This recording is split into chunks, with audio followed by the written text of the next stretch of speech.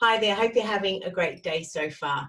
In these last few weeks, life has been really tough on all of us, both mentally, emotionally, also financially, along with a whole list of other things. If we think about it, really, there was no way life could have prepared us for what we've lived through and what we're currently living through at the moment.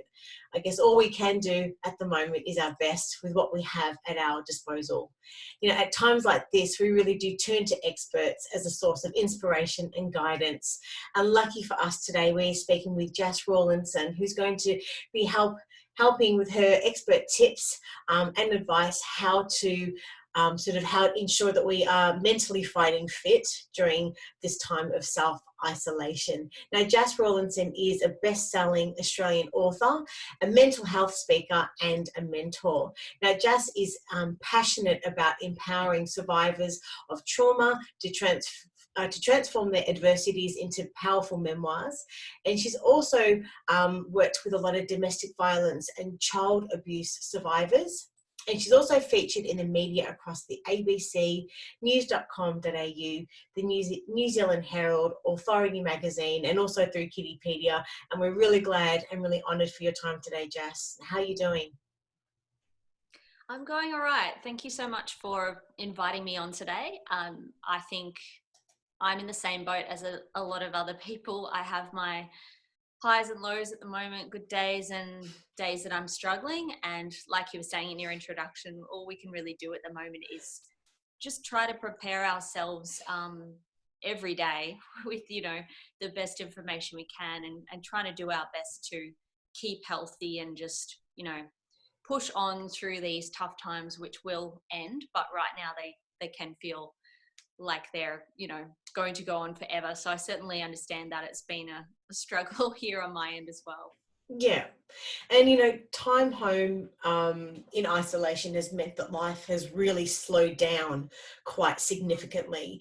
And when we're busy, we tend to not always be as connected to our deeper thoughts and our feelings, as the busyness tends to overshadow that and doesn't really allow us to be connected to our deepest sense of self. So initially, I'd love to understand from your perspective, why do you think it is important for us to be listening to our thoughts and feelings at this time? Yeah, it's a really good question. I mean, for so many of us, we're just used to operating on auto all the time, just running on, automatic, going through Autopilot. the motion just running on autopilot essentially. And I actually experienced this last year, before any of this coronavirus stuff started happening. I had a year last year where I was super busy and I was working, 7 days a week on my business and not factoring in any self-care anywhere really. So I burned myself out, and it was only when I started to force myself to try and get well again that I started listening to what was going on in my body and my thoughts, and I was a mess. And there was so much stress and anxiety, and it had compounded so much that by the time I finally started listening to it, I had developed this really awful eye twitch on one side that was just Mhm. going off like every couple of minutes. And that was my body's way of saying, you actually need to stop because you're just going, you're running yourself into the ground. And I know a lot of other people are probably in this situation too. And maybe this time in self-isolation is forcing them to have that kind of moment of clarity that I did, where they're realizing that we do need to slow down. Because when we are just running on autopilot, or we're so busy that we're pushing our own thoughts and feelings aside, those issues don't go away. They just begin to build on each other and compound. So it is really important to slow down and create the space for ourselves each day to reflect on what kind of day we've had and what's going on in our minds, whether our bodies are showing signs of additional stress, such as digestive issues, reflux, shaking hands, all those kinds of things that we just kind of get used to pushing aside. So yeah, it is very important to carve out that space each day to reflect and also to work through whatever is coming up for us. But doing this can actually be quite confronting, especially if people haven't done it before, and we are in a once in a generation situation at the moment. So this is something that maybe for the very first time people are being forced to actually to be still and to be one with their thoughts, and admitting to how they really feel about a situation in their life, and more so than that, allowing us to be able to sit and just to be uncomfortable with it. Because when we're busy, we just push it aside and we just focus then our attention on whatever it is in our life, our work, life, household, traffic, food shopping, whatever.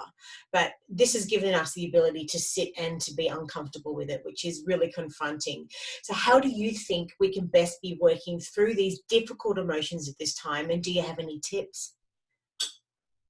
Yeah, you're right. It can be really uncomfortable sitting in those feelings. And I do want to say first off that, depending on what each individual person is going through, if it is something that is causing them a lot of distress, it is important to remember that professional help is there to support us with, everyday things that we're going through.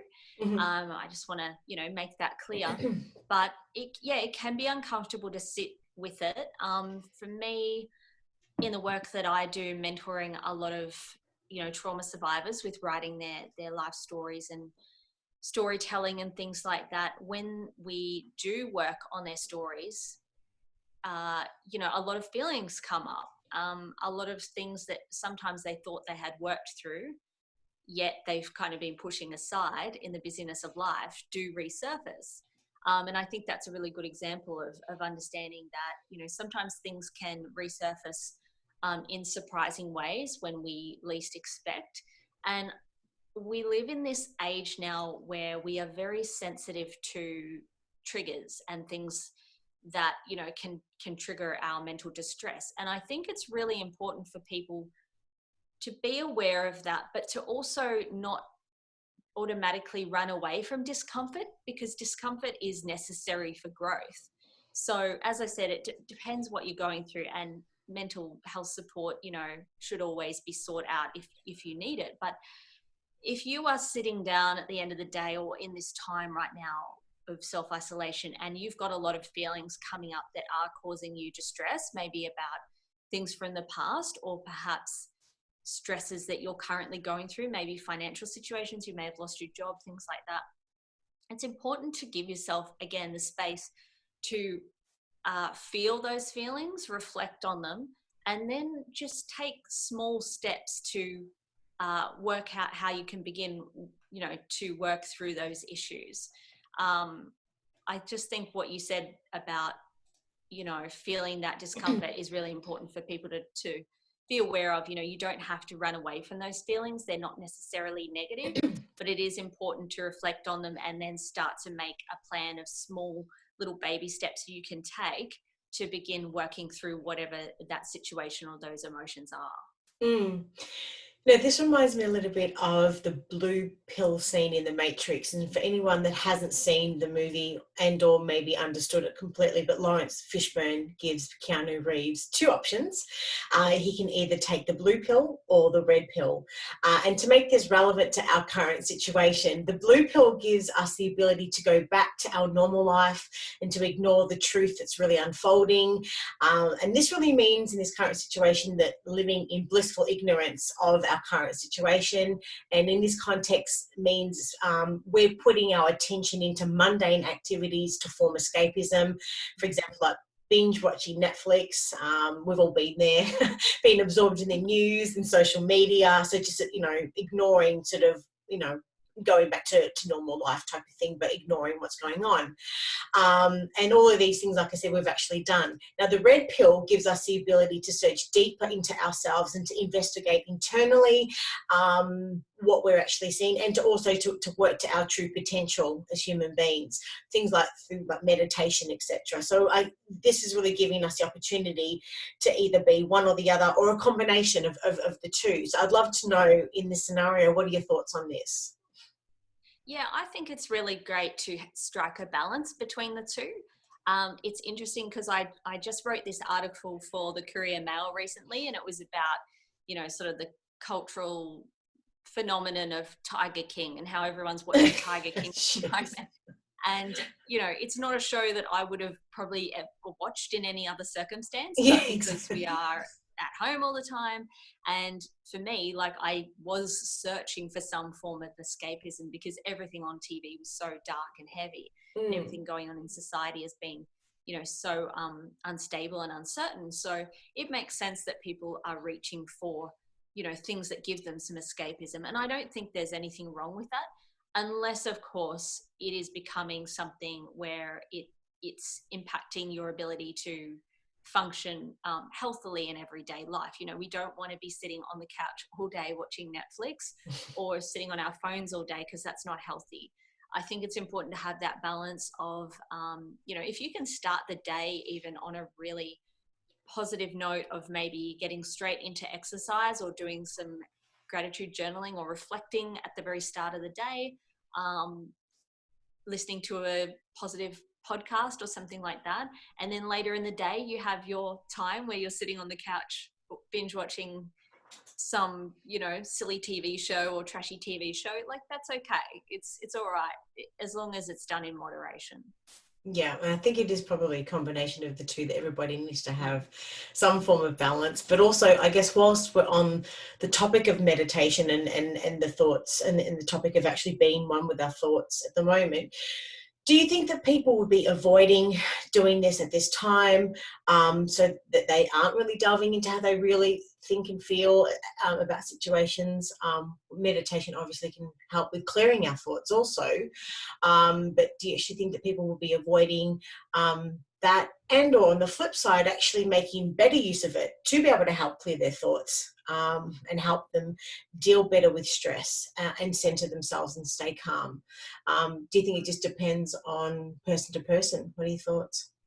Yeah, it just depends on the person. You know, if you're somebody who, before all of this happened, was a very, you know, if you were someone who was very aware of your mental well-being and your self-care, you're probably going to be more proactive in seeking out things that will help you to continue, you know, fighting fit mentally.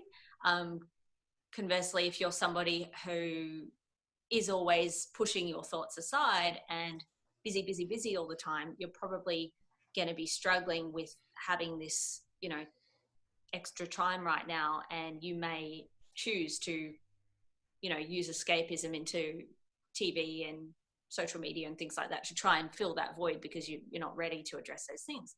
It really is just person to person. But yeah, as I said before, like, it's important to strike that balance, and it's important to make the space for ourselves each day to do something that leads us towards our better self and helps us to continue creating, you know, a healthy routine every day, so that we don't fall into those dark pits of just, you know, endlessly scrolling on social media and not feeling a sense of purpose. So I think everyone's different. I mean, a really great example that just came to mind is a friend of mine, Nicole Gibson. She recently ran a free meditation session, which ended up going for something like 6 hours. But she had all these experts who came in and were doing, you know, breathing exercises and lots of different, you know, things to help people in this time. And she had a phenomenal amount of people sign up for that global meditation session.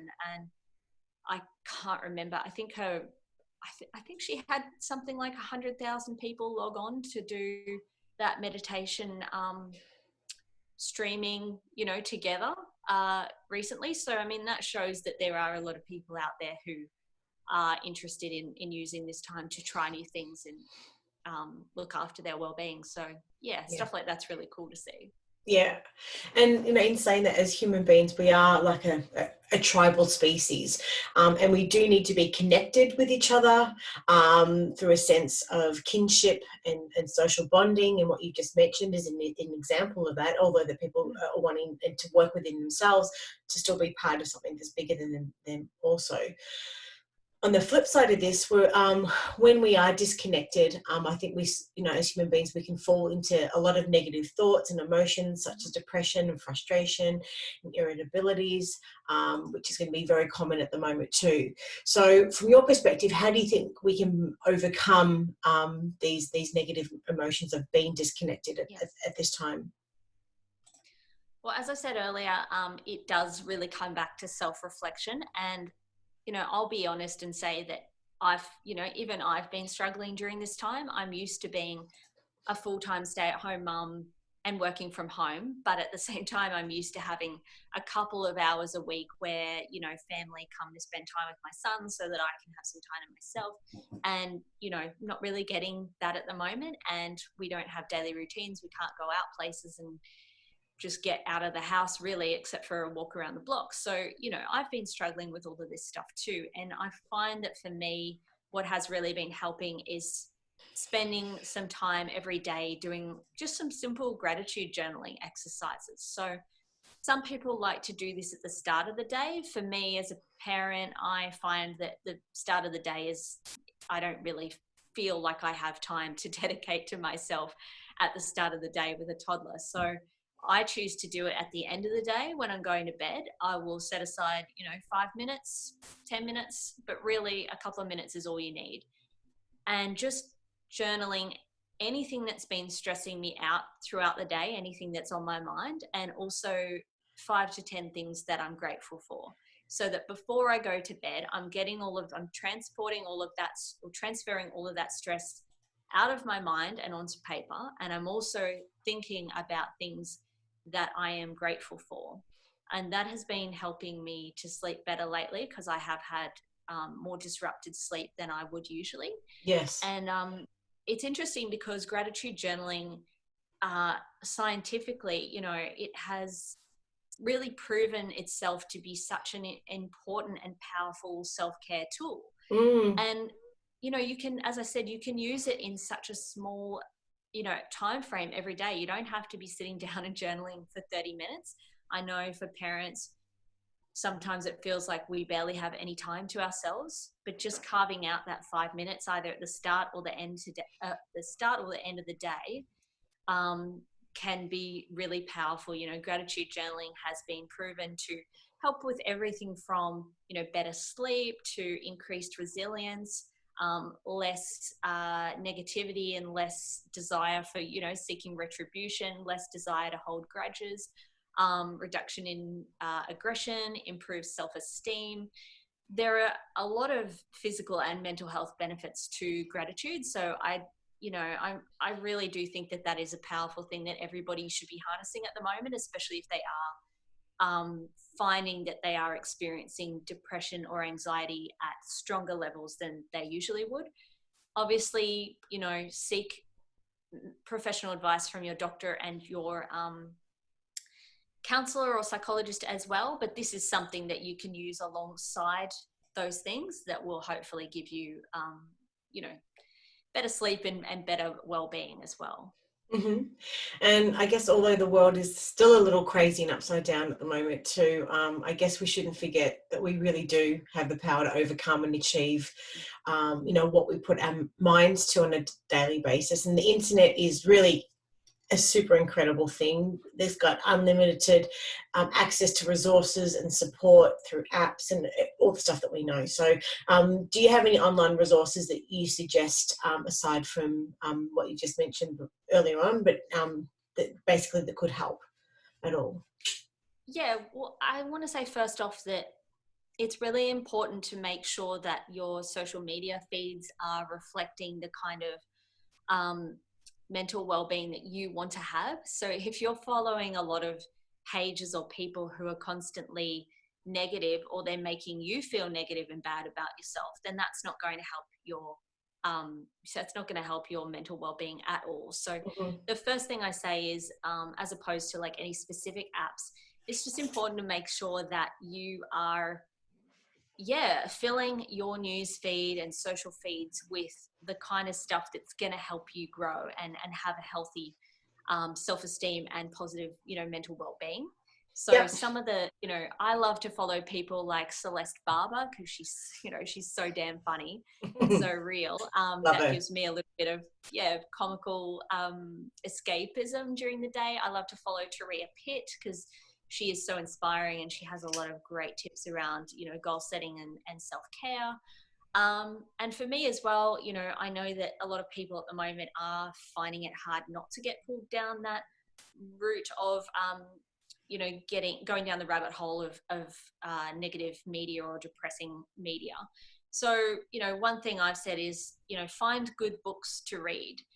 For me, I wrote and created this series called Reasons to Live One More Day Every Day, which is all about inspiring Australian stories, people who've been through adversity, come out the other side, sharing about, what's helped them build positive self-esteem and healthy well-being, what helps them on a day-to-day basis. And I think, regardless of whether you're reading something like that or you're just following people online with inspiring stories, I think it's really important to have those positive stories in our day-to-day lives so that we can challenge ourselves to look for the good and look for the positive, even when we are amidst adversity or, difficult times. And as a mental health speaker, you've no doubt seen and heard a wide range of challenges that affect people. Now, what do you actually think at the moment are the most common ones that people are affected by at the moment? Anxiety is the biggest thing at the moment. I think it was Beyond Blue that recently did they did some research through their support forums, and they found that the anxiety levels that people are experiencing around COVID-19 are 7 times higher than the anxiety levels that were being experienced during the Australian bushfires in late 2019, early this year. So 7 times higher anxiety levels. It's crazy. And it's very understandable because the bushfires, for many of us were blessed not to be impacted by that. But with COVID-19, coronavirus, it's something that's impacting people globally, no matter where they live, no matter what their demographic is, how much money they have.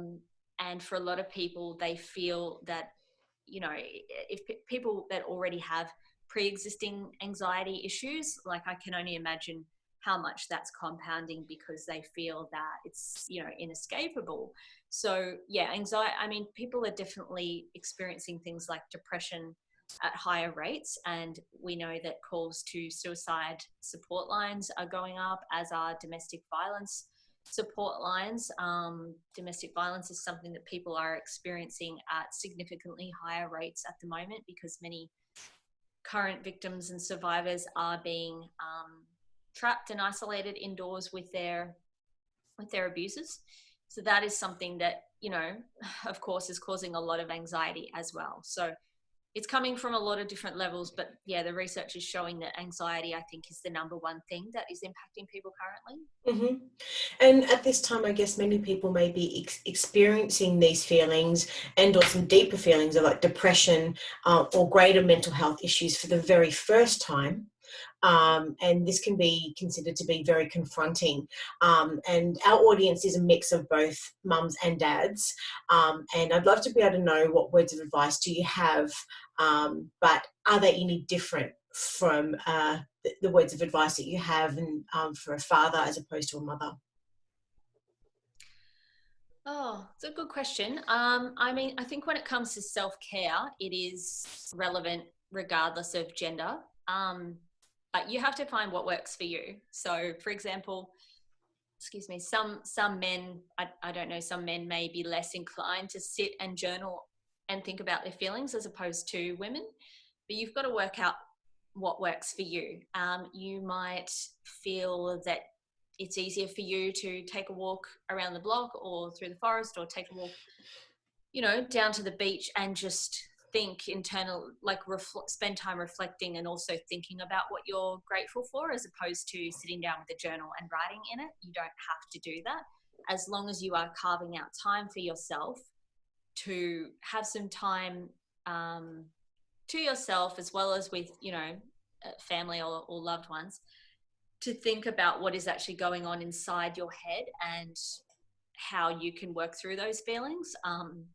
that's the most important thing. I think it's important, regardless of whether it's a mum or a dad, that you are keeping up with your physical health, so exercising in whatever way you can, and also being aware, self-aware of your mental thought patterns as well, and doing some daily things to work through those, any issues that are coming up there as well. So what are some simple self-care strategies that mums and families can implement every day, I guess, to help boost their wellness then? Yeah. So like I said earlier, if you can start the day off on a really strong foot, then, you're doing really well. So you can start the day with some exercise or listening to a positive podcast. I would really encourage you to try to do that. Like I said, if you haven't got the time to sit down first thing in the morning and do some gratitude journaling, which is a really great way to start the day, because you are forcing yourself to start on a positive note, instead of, looking at social media or the news. So I would say, first off, if you can, try and do some gratitude journaling. If you can't, listen to a positive podcast or do some exercise. Those are the very first things that I would recommend you do. Then even if you do feel like you slip up throughout the day, maybe, like I said, you're sitting down binge watching some stuff, or maybe you've eaten something that you didn't plan to eat that was a bit unhealthy, at least you've started the day off strongly. And then I would recommend at the end of the day as well, making that time to sit down, do some journaling about whatever's on your mind, so that you can get it all out of your head before you go to sleep. You might choose to listen to, a positive podcast or something, watch a funny comedy on Netflix or something like that before bed. And also, one thing that I think people often don't think about, but is really important, is if you can at least one day a week try and, have a bit of a digital detox, it will do absolute wonders for your mental health. Yes. Because we are so used to getting, our dopamine fix and our dopamine rush through apps, social media, TV, all kinds of things, that our focus and our attention is so, has been decreased so much that we are, we find it hard to just sit down and read a book, or we find it hard to sit down and journal, or to sit and reflect and have that time to think, because we're always looking for our next dopamine hit from something.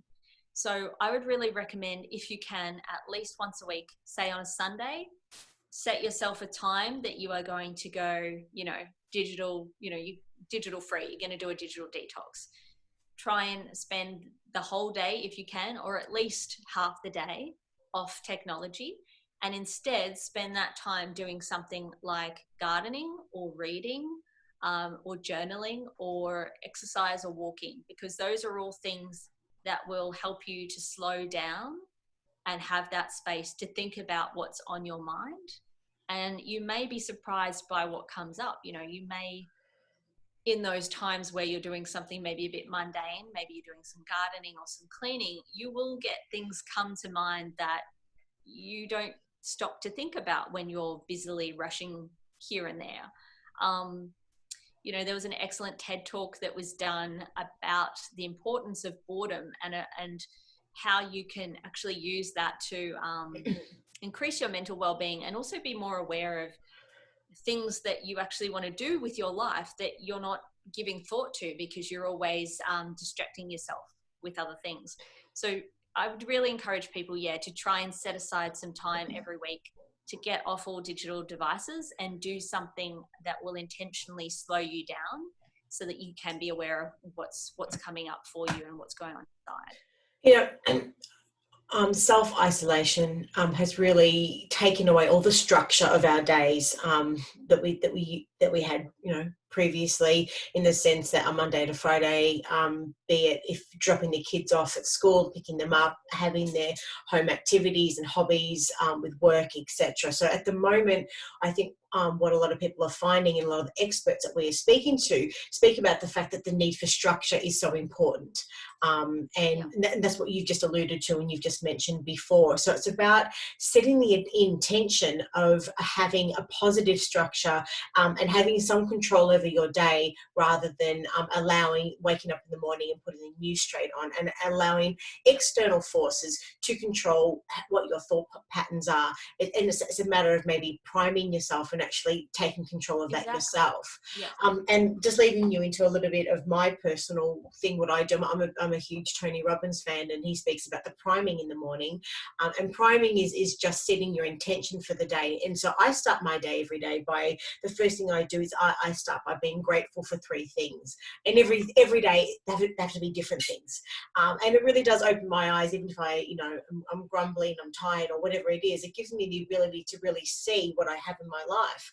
And they always say that you can't be angry and grateful at the same time. So, and the second thing from that I flow on is I sort of, 3 things that I want to achieve for the day. And this is what my daily morning is like every day. And that helps give me some structure by being grateful for 3 things, asking for help with 3 things. I always think in life, if you don't ask, you don't get. And I think sometimes we can just be in that mindset of just being grumbly and negative and all these things about life. But when's the last time you actually just asked for help and actually just send your thoughts out? So being grateful, and then also asking for 3 things, etc. But my point is that life has taken away the structure of our normal life at the moment. Have some control over providing yourself with some structure, how you want to structure your day as well. Yeah. But going back to what you were saying before, I'd love to know, what are some of the benefits of the gratitude journaling and journaling in general? Yeah. So specifically for gratitude journaling, some of the most common benefits include, like I said earlier, enhanced sleep, better self-esteem, decreased aggression.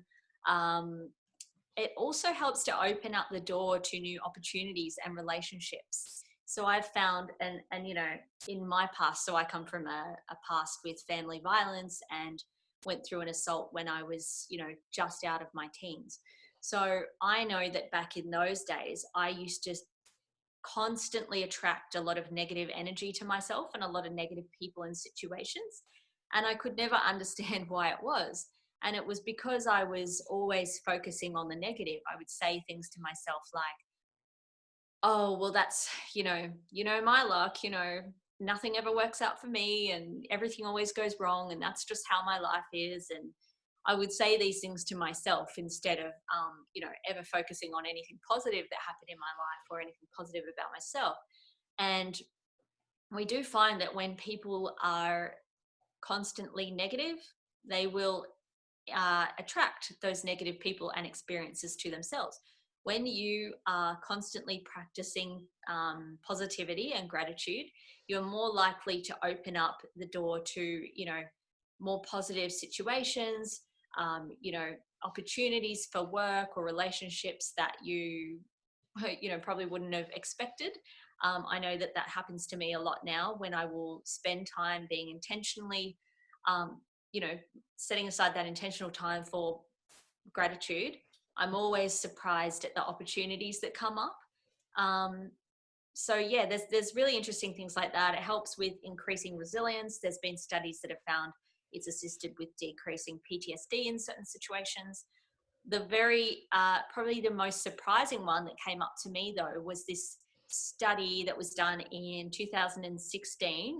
It was cited in I think it's the Greater Good magazine through Berkeley, and they found that through this study, they had a group of people who were writing daily gratitude letters and doing daily journaling, and they found that those people who spent time each day writing a gratitude letter to someone, so for example, they might have been writing a gratitude letter to a family member, a husband, a wife, something like that, someone in their life, those people who did that not only experienced greater well-being, but they found through the study that 3 months on, those people were still experiencing the positive impacts of that gratitude practice. So greater well-being, improved resilience. And the most interesting thing was that only 23% of those people actually sent their gratitude letters. So this is a really interesting thing that people can do, each day or maybe even just once a week, is write a gratitude letter to someone in your life. You don't even have to send it or read it out to them. As this study found, people who just went through, the art of writing that gratitude letter found that they experienced those positive benefits for 3 months afterwards. So I would encourage people to, really try to get into some sort of gratitude practice, because the benefits have been proven to be really quite extraordinary. I think it's a frequency of wherever your thoughts are and what you project out to the world actually comes back to you, good or bad. So if you're in a really bad frame of mind, you're more likely to, be driving on the road and encounter someone else, and finding someone else in that same frequency, and or in the same thing. If you're in a positive frame of mind, you're more likely to go somewhere and then see someone else that's smiling back at you, so you sort of attract that same type of energy. And it's always the saying that if you're not grateful for what you already have in your life, what makes you think that you'd be happy with more? So it does open up the frequency of when you are grateful. It changes something in our brain that does open it up, as you just said earlier on, to the opportunity that when you're happy and grateful and you give thanks for what you already have in your life, it does give the opportunity for more to come into your life as well. So what are your thoughts on that? Yeah, absolutely. I mean, like attracts like. And the study that I was just referencing before, I mean, when they actually did brain scans on the people who underwent the study, and they found in those people who were still showing, those positive benefits 3 months later, they actually found that there was greater activation of their medial prefrontal cortex. Yep. So yeah, and that's the area that's responsible for decision making and learning. So yeah, as you said, brain, it does do something to our brain, and it does activate that part of the brain that really hones in on learning new skills and focusing on those things that we're learning. And if you are constantly filling yourself with positive sources and positive experiences, then obviously you're going to focus more on that, and you're going to attract more of those positive situations in people. So yeah, that's equally just as much as about perspective as well, and the lens that we absolutely. put on life. Yeah. Can you share some other simple ways that people can actually create positive daily routines whilst they're home in isolation? Yep. So I know it's something that I've been struggling with, trying to create some sort of sense of daily routine. For me, I guess just to share what I'm doing is I'm trying my best to, stay away from social media in the morning, and instead, like I said, either do some exercise or listen to a podcast. Then, if you're a parent and you're at home with your kids, it's going to be different. You might be into doing some homeschooling with your kids. That might be your day, or you might be looking after your child. But try to find, a balance, like I said earlier, of time for yourself, things that you have to do for not only like to keep the house running and keep the bills paid and things like that, but things that you have to do to improve your mental well-being as well. So you might choose to start the day, like I said, on that really positive note. Maybe go for a walk after that. Do some things around the house, do the things that you need to do. Like if you've just lost your job, you might be setting aside a certain amount of time each day to do job searching or to ring Centrelink, because we know that can take hours and hours. Set aside the time of the day that's going to be your worry period. If you're somebody who has struggles with a lot of anxiety, set aside a time of the day that you're going to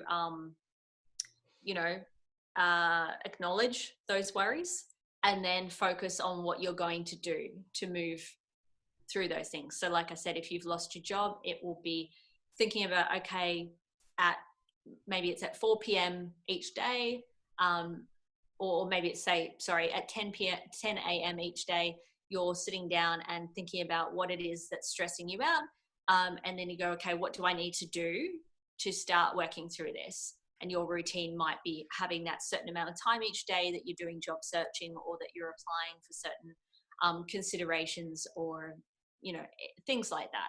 But I think that the main things that we're missing in our routines at the moment for many of us is exercise. So finding a spot in each day that you have your exercise in there, and a spot where you sit down to reflect and do some journaling or gratitude exercises. Adding that can start to help you create a sense of routines. Yeah, you've given us some really insightful and helpful information today. How would you, I guess, summarize your main message for anyone listening? What I really want to say to people is that we are all doing it really tough at the moment in different ways. You know, I'm hearing from parents who have their kids in school and they're saying, oh, you know, I shouldn't be feeling so stressed, or I really don't have any right to feel stressed out or depressed because I'm not running around after a toddler, you know, or I'm not looking after a newborn baby. And then I'm seeing other people who aren't parents and they're saying, oh, I don't have any right to feel depressed or anxious right now, and other people are doing it tougher than me. And the thing is that we're all dealing with stress and uncertainty in our own ways, and it doesn't matter if what you're going through, you know, seems lesser than what someone else is going through. If it's impacting you in your life, then it's important, and you need to acknowledge that, and you need to get support to work through that, you know, whatever it is. So yeah, I just want people to know that it's okay, no matter your situation, to be really struggling at the moment and not feeling your best and not feeling at your, you know, peak performance. Yeah. But we can all take small steps every day to just be a little bit better than we were yesterday. Yeah. And I think the main thing is, like, we've shared some really, really great tips during the conversation today. I guess the question for anyone listening, what's one thing that you've taken away from this that you could implement into your life right away? Does it mean that you will go and find an old notebook and start a gratitude journal for yourself? Does it mean that maybe tomorrow morning that you'll wake up and structure your day a little bit differently to ensure that you are being more mindful about how and what you actually are doing that is going to have the cause and effect to help you feel better? And what other wellness techniques that we've spoken about today can you implement into your life if you're already doing some of these things that can help? Yeah. But just you've, as I said, given us some really, really great things to go away and think about today. If anyone's got any questions and or want to reach you, whereabouts can they find you? They can find me on my website, jasrawlinson.com. That's where you can find out more about my writing, coaching and mentoring, my books and my speaking. Or you can also jump on my Facebook page, Reasons to Live One More Day Every Day. That's the name of my book series. And that's where I share a lot of mental well-being advice. And I'm going to be sharing some specific gratitude and journaling exercises over this coming weekend that people can start rolling out, you know, over the weeks ahead. So jump on my website or follow me on there and you can connect and find out more. Thanks, Jess. I've loved speaking with you again today, and I'm looking forward to it again in the future. Sorry, my brain was just running at 100 miles an hour. Take care. Give my love to your little one, and we'll speak soon. Thank All you. the best. All right, bye. Thank you. Thank you Bye. for your time. Bye.